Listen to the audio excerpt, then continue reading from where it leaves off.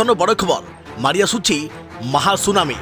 ସମୁଦ୍ରରେ ବୁଡ଼ିଯିବ 12ଟି ସହର। 12ଟି ବଡ଼ ସହର ମଧ୍ୟରୁ ଓଡ଼ିଶାରୁ ଗୋଟିଏ ସାମିଲ।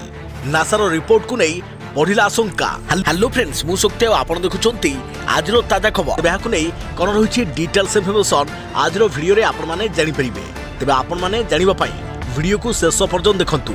ତା ପୂର୍ବରୁ ଭିଡ଼ିଓ ଗୋଟେ ଲାଇକ୍ କରିବା ସହିତ ଅଲଗା ସାଙ୍ଗସାଥୀମାନଙ୍କୁ ସେୟାର କରିନିଅନ୍ତୁ। ଯଦି ଫ୍ରେଣ୍ଡସ୍ ଆପଣମାନେ ଆମର ଏହି ଚ୍ୟାନେଲରେ ନୂଆ ହିଁ ଭିଡ଼ିଓ ଦେଖୁଛନ୍ତି, ପୂର୍ବରୁ କେବେ ବି ଆମର ଏହି ଚ୍ୟାନେଲକୁ ସବସ୍କ୍ରାଇବ୍ କରିନାହାନ୍ତି, ତେବେ ନିହାତି ଚ୍ୟାନେଲକୁ ସବସ୍କ୍ରାଇବ୍ କରିବା ସହିତ ପାଖରେ ଆସୁଥିବା ବେଲ୍ ଆଇକନ୍କୁ ବଜାଇ ରଖିଥାନ୍ତୁ।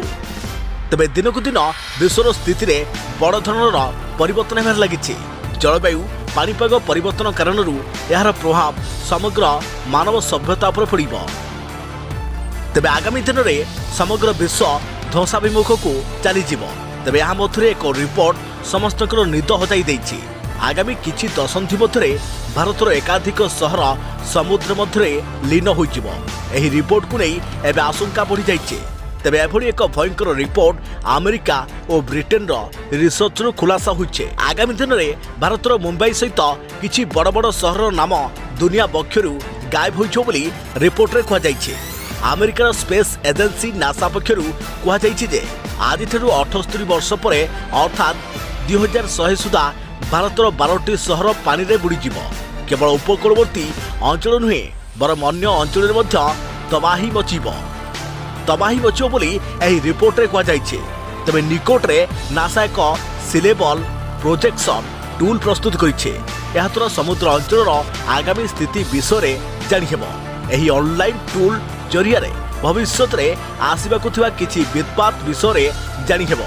ଏଜେନ୍ସି ପକ୍ଷରୁ inter governmental panel on climate change ଯାହାକି IPCCକୁ ଏହି ରିପୋର୍ଟ ପ୍ରଦାନ କରାଯିବା ସହିତ ସମୁଦ୍ରରେ ସହର ବୁଡ଼ିଯିବା ନେଇ ଚେତାବନୀ ଦିଆଯାଇଛି।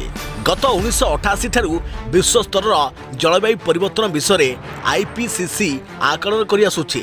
ତେବେ ସମୁଦ୍ରରେ ବୁଡ଼ିଯିବାର ଆଶଙ୍କା ଥିବା ସହରମାନଙ୍କ ମଧ୍ୟରେ ପାରାଦୀପ, କୋଚି, ତୁତୁକୋରନ୍, ଚେନ୍ନାଇ, ମାଙ୍ଗାଲୋର, ମୁମ୍ବାଇ, ଭାବନଗର, କାଣ୍ଡାଲା, ମୋରମୁଗାଓ ଓ ଓଖା ଆଦି ସହର ରହିଛି।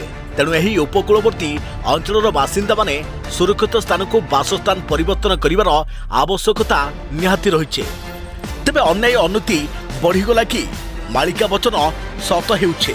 ତେବେ ଆଗକୁ ଭୟଙ୍କର ବିପଦ ଆସୁଛି। ଆମକୁ ସତର୍କ ରହିବାର ସମୟ ଆସିଯାଇଛି। ତେବେ ମହାପ୍ରଭୁ ଜଗନ୍ନାଥ ହିଁ ଆମକୁ ଏକମାତ୍ର ରକ୍ଷା କରିପାରିବେ। ତେବେ ଆମେ ସମସ୍ତେ ଏକକାର ହୋଇ କୁହନ୍ତୁ ଜୟ ଜଗନ୍ନାଥ, ଜୟ ଜଗନ୍ନାଥ।